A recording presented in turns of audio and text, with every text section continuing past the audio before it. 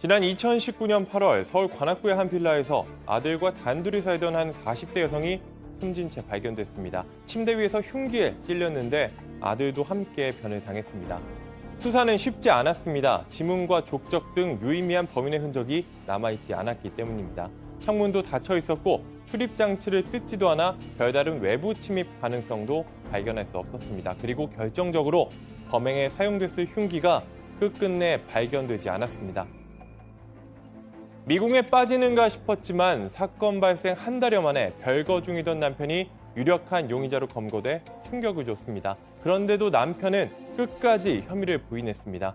그날 집에 함께 있었던 건 맞지만 자신이 집을 떠날 때까지 아내와 아들이 살아 있었다는 겁니다.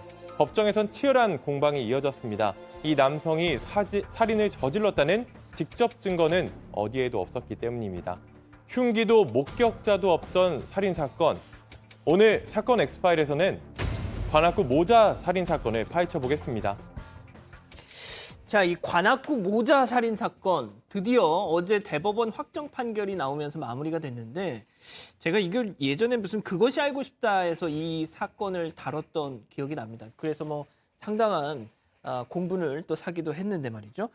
자, 이 기자가 이 사건을 취재를 했었다고 들었는데 이게 2019년에 벌어진 사건이었죠? 네, 사건이 발생해서 수사 단계는 아니었고 제가 이제 법원을 담당하면서 직접 그 법정에 들어가서 이제 재판 과정을 취재를 했었는데요. 이 사건 같은 경우는 2019년 8월에 일어났습니다. 한 40대 여성이 6살 난 아들과 단둘이 살고 있었습니다. 한 빌라에서요. 근데 어느 날 이제 연락이 안 되는 걸 좀 이상하게 생각했던 이 친아버지랑 오빠가 찾아왔는데 침대에서 숨진 채 발견이 됐습니다. 이 피해자들은 목 등에 수차례 흉기에 찔린 채로 발견이 됐고요. 근데 좀 이상했던 거는 창문이 열려 있거나 현관문이 뜯긴 상황이 없었고 금품도 사라진 게 없었습니다. 그래서 여기에다가 이제 혹시나 모르는 성범죄 가능성도 없었거든요. 나중에 확인을 해보니까. 그러니까 얼굴을 아는 사람이 찾아와서 피해자들이 문을 열어줬고 이 잠을 자고 있는 무방비 상태에서 범행을 당했다 이렇게 파악이 됐고요. 그렇기 때문에 이 면식범에 의한 계획 범죄 가능성에 무게가 실렸던 상황이었습니다. 자, 면식범 소행. 그래가지고 별거 중이었던 피해자의 남편이 유력한 또 용의자로 떠올랐죠. 그렇습니다. 일단 이혼 소송 중이었고 별거 중이었는데요. 붙잡혔습니다. 남편은 도예가였습니다. 다른 곳에 공방을 구해서 보통 도예가들이 공방에서 작업도 하고 잠도 자고 하잖아요. 그렇게 따로 지냈는데 일단 아내를 그날 찾아갔었다는 것을 인정했습니다. 다 같이 잠들었고 그 다음에 새벽에 아이가 잠꼬대를 해서 깼다. 그래서 아이가 때문에 잠에 깼는데 작업장에 가겠다고 이야기를 하고 집 밖으로 나왔다. 이런 식으로 일단 진술을 했습니다. 그러니까 자기가 나올 때까지 아내와 아이는 살아있었다. 자기는 범행의 피해자이다. 결백을 주장한 거죠. 근데 이게 사실 수상한 점이 한두 가지가 아니었습니다. 일단 아내 가족의 신고를 받은 경찰이 조사를 하면서 남편에게 사망 사실을 알렸습니다. 저도 이제 재판에서 현출이 돼가지고 그 목소리를 들었었는데 가족, 아내와 아들이 살해당한 사람이라고 보기 어려울 정도로 조금 좀 덤덤하고 목소리가 분위기가 이상했습니다. 보통 모르는 사람한테 전화가 와서 당신 아내와 아들이 숨진 채 발견됐습니다라고 하면 누구세요? 어디죠? 어떻게 된 거죠? 라고 묻기 마련인데 마치 전화를 예상했다는 듯이 네? 아, 네. 딱 요 정도였거든요. 그래서 전화를 걸었던 경찰관 역시 이런 변사 사건이라든지 살인 사건을 여러 번 이제 수사를 했던 베테랑 수사관이었는데 그 수사관 역시 그런 식으로 증언을 했어요. 내가 이런 사건 많이 다뤘는데 피해자 가족들이 이런 식으로 반응하는 건 처음이었다. 그렇죠. 뭔가 이상하다. 이런 식으로 이제 진술을 했고요. 또 이제 제가 당시 이제 수사를 담당했던 이 경찰관에게 따로 알아본 내용인데 이 수사가 진행되면서 남편이 운영하는 공방에 찾아갔습니다. 경찰들이 찾아갔는데 처음에 이제 뭐 조사를 하기 전에 조금 아이스 브레이킹한 차원에서 작품에 대해서 그 도예 작품들에 대해서 이야기를 했는데 갑자기 자신의 작품집을 들고 나오면서 자신 작품을 자랑하기 시작했다는 거예요.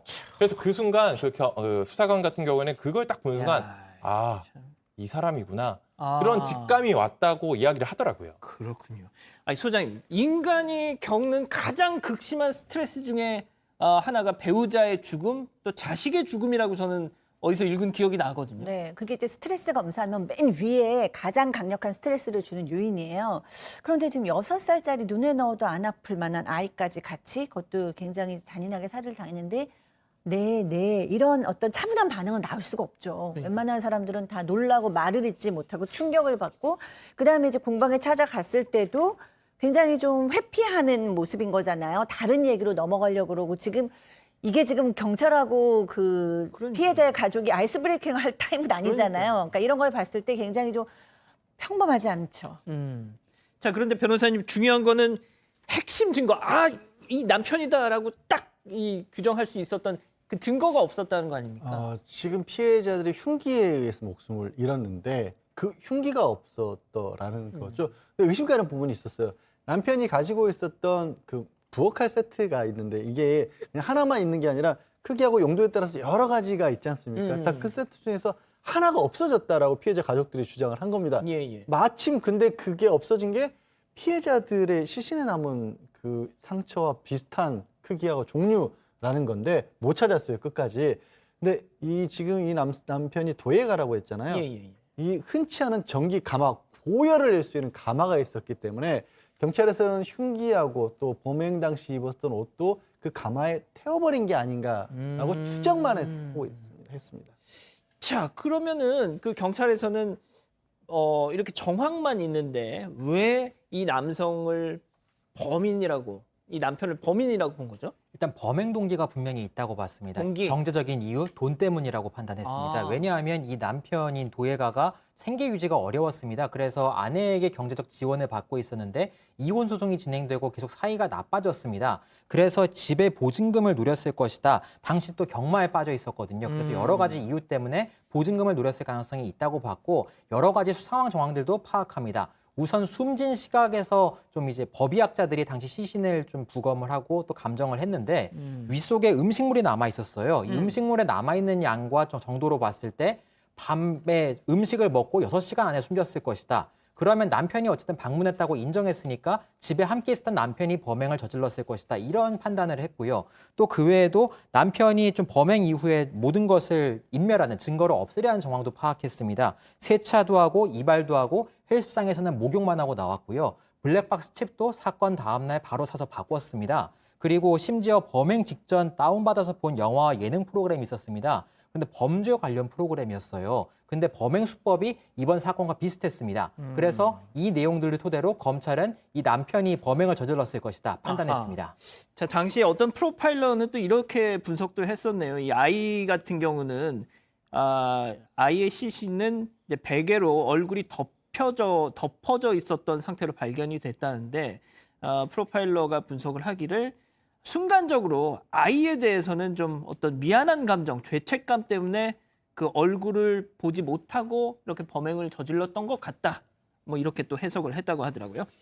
자, 그런데 재판에 넘겨진 뒤에도 뭔가 좀 이해하기 어려운 행동을 해가지고 재판부가 직접 지적을 했었다고요? 일단 제가 이제 재판 과정을 쭉 봤었는데 제가 보기에도 왜 저러지 싶은 행동이 몇 번 나왔었습니다. 예. 일단 이 가마 흉기를 태웠을 것으로 추정되는 그 가마와 관련해서 그 가마 기술자 그걸 설치하고 또 그 가마 기술에서 잘 알고 있는 이런 증인들이 나와서 증언을 했습니다. 그런 과정에서 뭐 이런저런 얘기를 했는데 다른 증인들이 나오고 뭐 법의학자들이 나오거나 이럴 때는 가만히 있던 이 피고인이 아니 당신이 그걸 어떻게 하냐 이런 식으로 갑자기 반박을 하기 시작한 거예요. 그래서 저 말 좀 하게 해주십시오 이러면서 막 반박을 하면서 이거 이렇지 않냐라고 했더니 이걸 가만히 듣고 있던 재판부도 그게 그렇게 억울합니까? 라고 이제 이야기를 했거든요. 왜 그걸 그러냐면은 이제 이 기자가 직접 다 보고 네, 제가 현장에 들었는데 이게 사실 유무죄의 결정적인 증인들이 아니에요. 사실 이제 소화 시간이라든지 음식물 관련해서 법의학자들이 쭉 나왔는데 그게 사실 그 범행 시간과 관련된 거기 때문에 그게 좀 유무죄 결정적이었고 이거 흉기 없어지고 한 거는 사실 그 상황에서 그렇게 중요하지 않은데 그렇게 중요하지 않은 거를 자신의 생각과 다르다라는 의미로 강하게 반발하고 거기에 대해서 이제 재판부도 의문점을 나타낸 건데 제가 생각할 때는 현장에서 제가 느낀 거는 그러면은 반박을 안 했던 그 다른 이야기들은 그러니까 그거는 맞는 거라고 생각하는 거가 본인도 이런 생각이 들었었거든요. 그래서 결국 이런 태도도 좀 이상한 게 재판 과정에서도 여러 가지 이상한 상황들이 많았습니다. 소장님 진짜 이 남성의 방금 이 기자가 소개한 그런 모습들 조금 진짜 좀 이상하네요. 예. 일단은 다른 부분에 대해서는 반박할 논리를 못 찾은 것으로 보이고요. 그러니까 그리고 저는 굉장히 사람이 불안한 상태에서는 큰 그림을 볼 수가 없거든요. 그러니까 지금 큰 그림이고 굉장히 중요한 본질은 내가 범인이 아니다라는 여러 가지 주장을 해야 되는데 그거보다는 내가 딱 아는 그 한 가지 작은 사안에서만 막 퍼부어된 걸로 보면 이분은 어떤 그런 심리 상태나 마음이 굉장히 좀 편안한 상태는 아니었던 것 같습니다.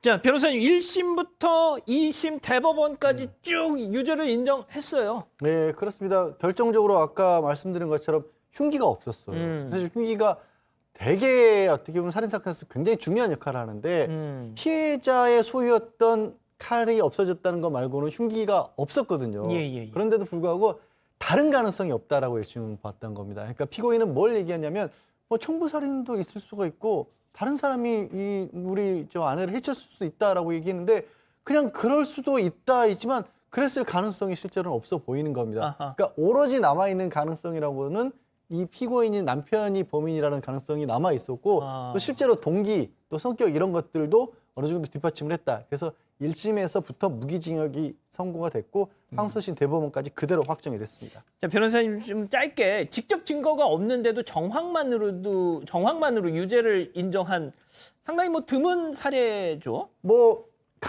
많이 어느 정도는 있습니다. 그리고 이런 거예요. 합리적인 의심의 여지가 없다라는 겁니다. 다른 가능성이 아예 없다. 그런 겁니다. 그런 거군요. 알겠습니다.